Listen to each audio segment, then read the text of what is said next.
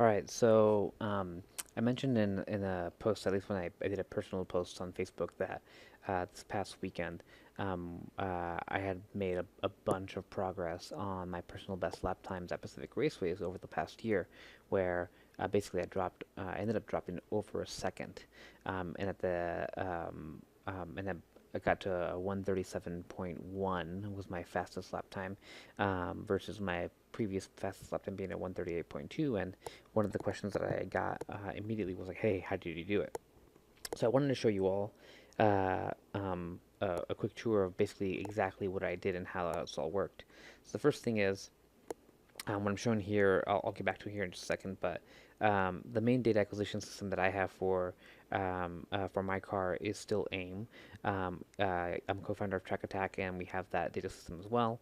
We're doing a slight pivot in this, and in this example, what I'm showing you here is kind of a pre-alpha preview of what it is that we're building towards, because we think that there's a little bit more value than just a recording app.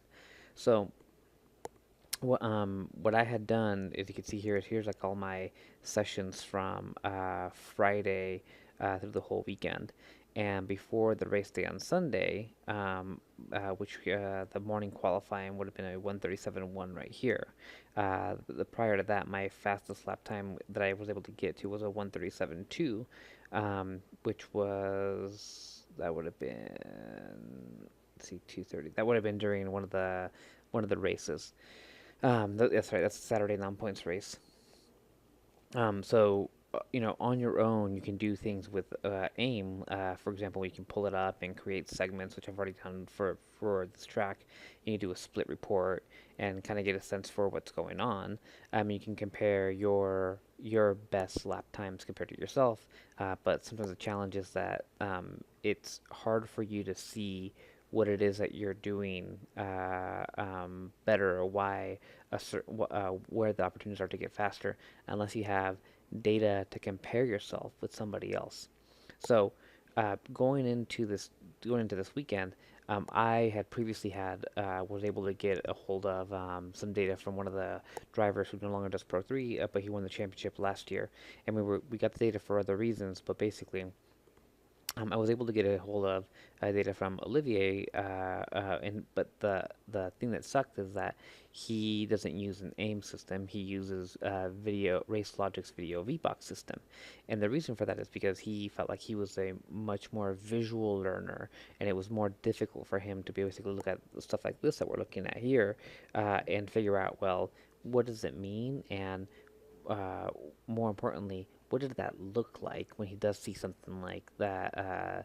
It's either the fastest segment time, or over slowed down, or whatever it is. He was struggling with, like, all right, well, what does that look like? How do I remember what actually happened? Not being able to have the video.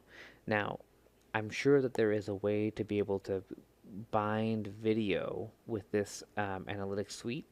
And I'm in engineering at Microsoft, my day job, and it's not very apparent. So this is not a impossible to use piece of software, but it's really, really hard. So if there is a video functionality in here, it's not super easy. So let me flip over to the other screen.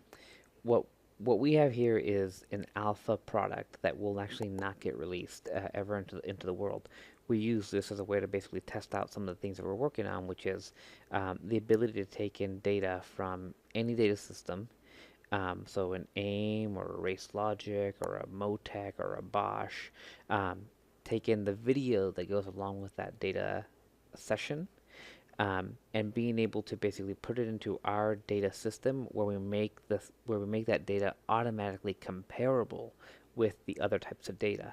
And that's something that's a big pain in the ass for a lot of users, is being able to,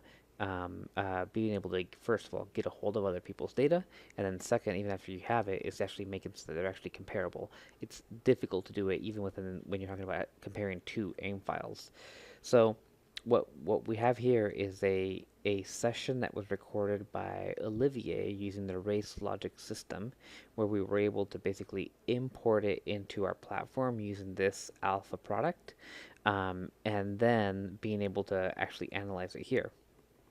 So again, this is one of the session files that Olivier sent over from a race back in, I think I think it was in May of 2016, and you can see he actually had a absolutely awesome race, and these are lap times that, man, I wish I could be able to click off that easily.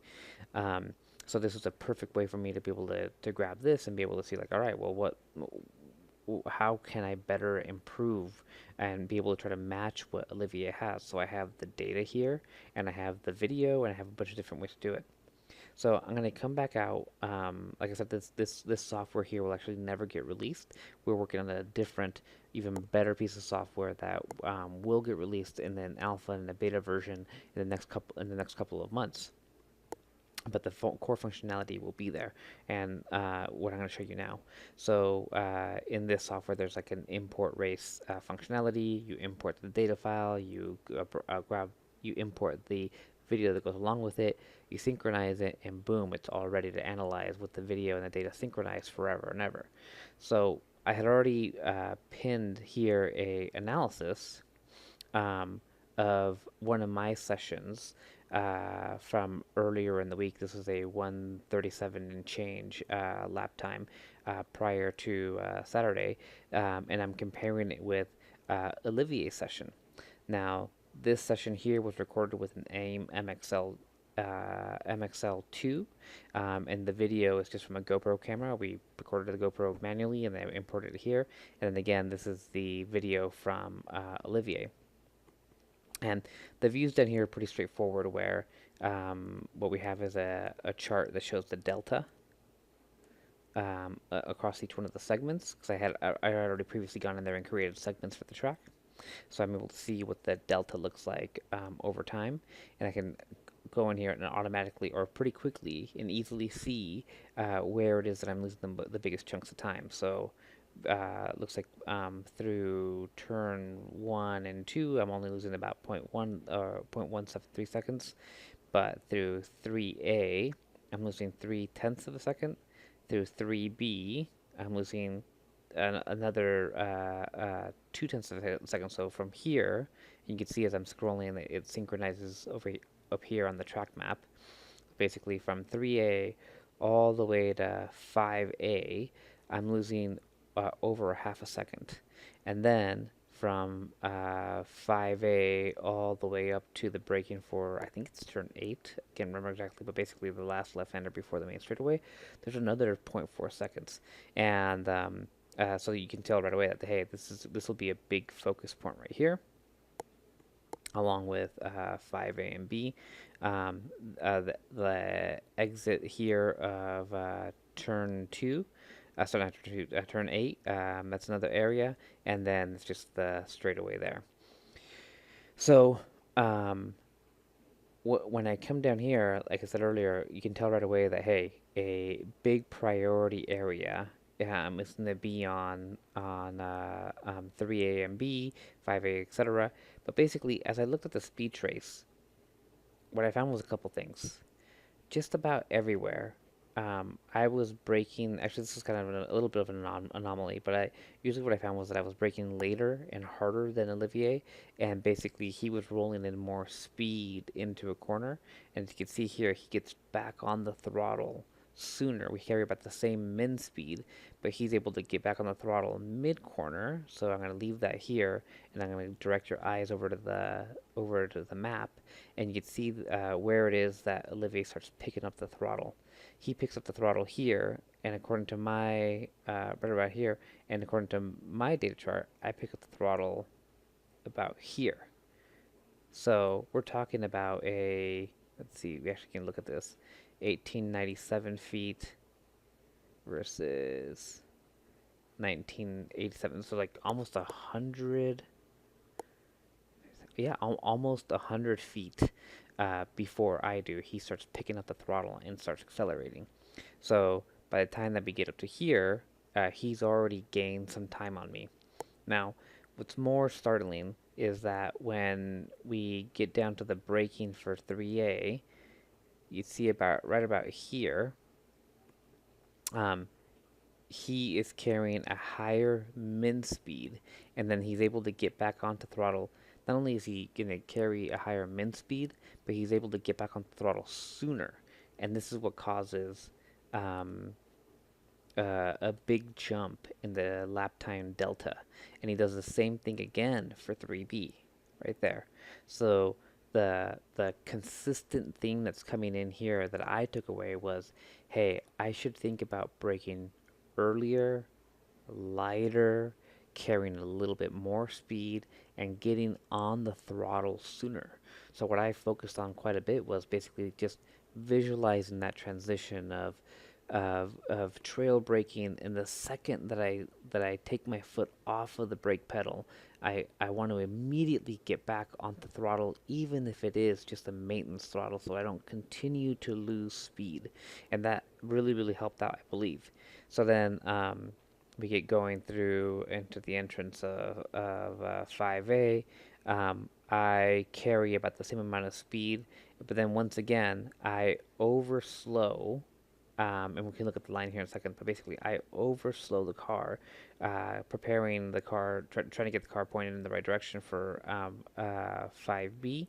And as I overslow, then I lose another huge chunk of time um, working the way up the hill. Now, the very last thing here is, once again, I think this is another good example, is notice how Olivier brakes earlier, softer. It's just a little bit more of a smoother transition. He slides the car.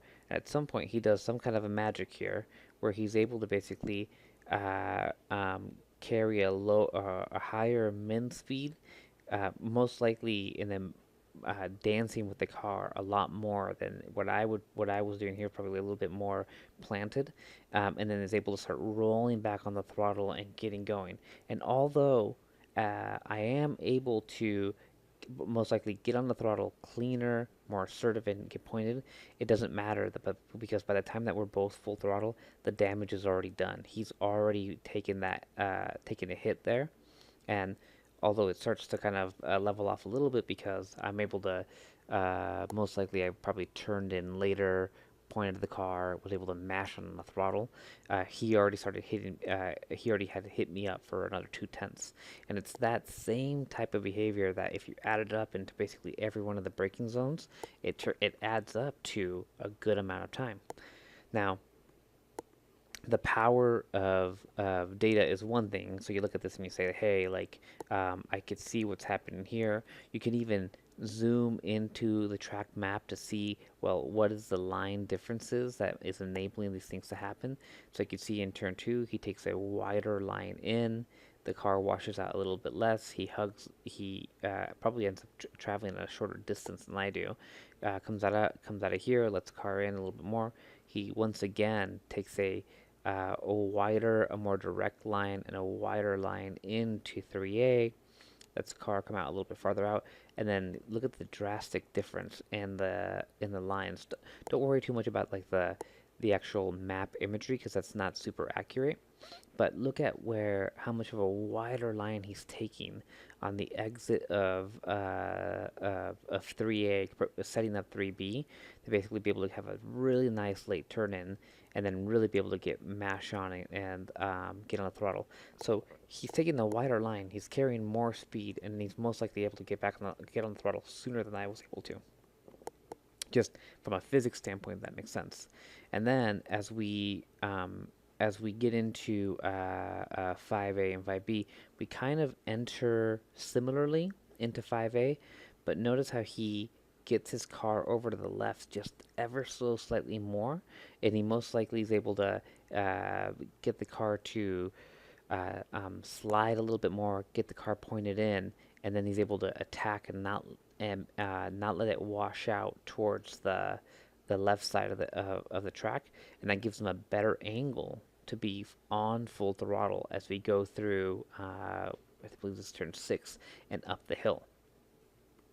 Versus for me, I'm washed out more towards the left, and I'm like, oh man, I gotta work the car or slow down even more so that once I point myself to turn 6, I have enough runway at the exit of it so that I don't run out of room. Once we keep going through here, we look fairly similar. And then here's where some pretty significant differences. Look at how wider of a arc he's taking into the last turn here. He's getting a lot wider in here. And then it comes in probably this about a similar apex, but because he takes a wider arc in, he probably needs less steering angle, and thus is able to carry a little bit more speed. He lets the car wash out a little bit more than I do, and then he's able to tuck it back in and get going on a similar line on the exit. So all this stuff starts making sense in terms of what's going on.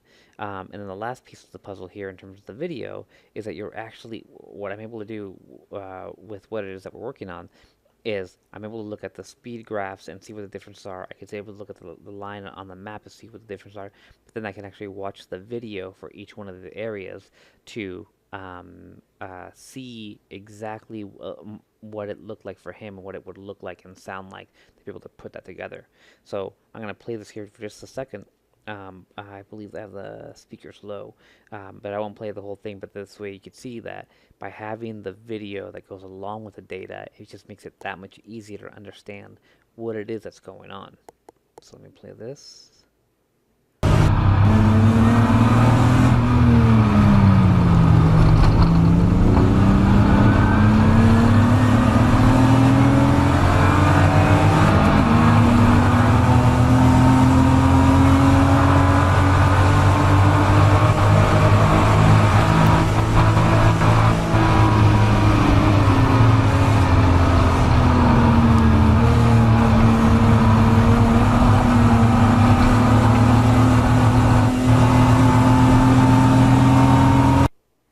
So that was one big thing that I did to be able to look at to understand what's going on.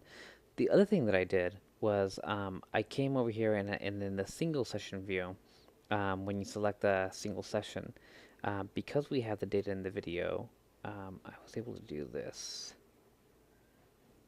Pull up. I think we're looking at this one. I think we're looking at this session. So we have this thing called a segment report that looks just like a segment report for everybody, that you'll see from AIM and Motec, etc. The difference is that because we have the video that goes along with it, we're able to not just calculate what that fastest theoretical lap time would be. So in this session it was 1:37.294, but we're able to actually stitch together a video that brings the video for each one of these fastest segment times, stitches it together, and then that way I was able to look at this, watch it, and visualize it over and over and over again to try to build that muscle memory of what it would look like to run a 1:37.294, of which at the time at the time that I had recorded this session, I still had not run a lap time that fast, and I did end up doing that and even faster later on in the weekend. So let me show you what that looks like here.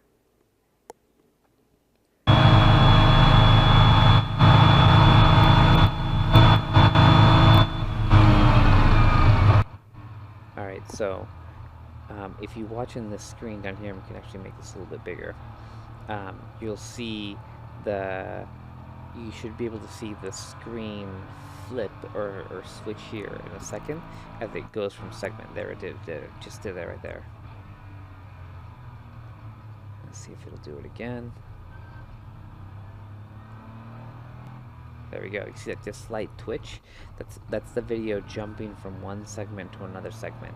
So basically piecing that all together, so that I could see what it would look like for me to drive my theoretical fastest lap time, of which I had actually done it, right? So this is the way that I broke down how to figure out how to go faster using my own data in video, and then more importantly using somebody else's data in video that is faster than me. Now this is not intended to be a commercial for what we're going to be doing with Track Attack, which is a separate project that I'm a co-founder of. But I'll throw it out there just that what we are building is this platform where basically people will be able to bring in their data and their video from any data acquisition system that they've used, and video from any video source, be able to put it into our platform.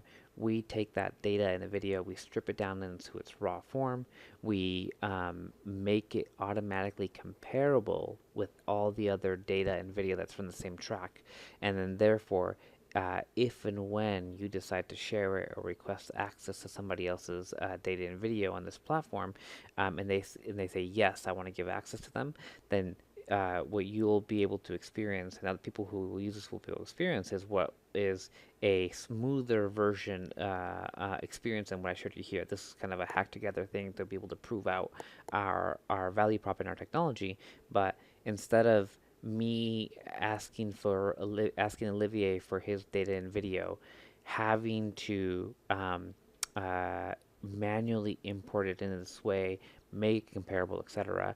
I will have been able to have found Olivier, found the sessions that he's uploaded, requested access to some of those sessions, and when he says yes, I want to, I approve access, then I would be able to immediately be able to start analyzing it in the way that you see here.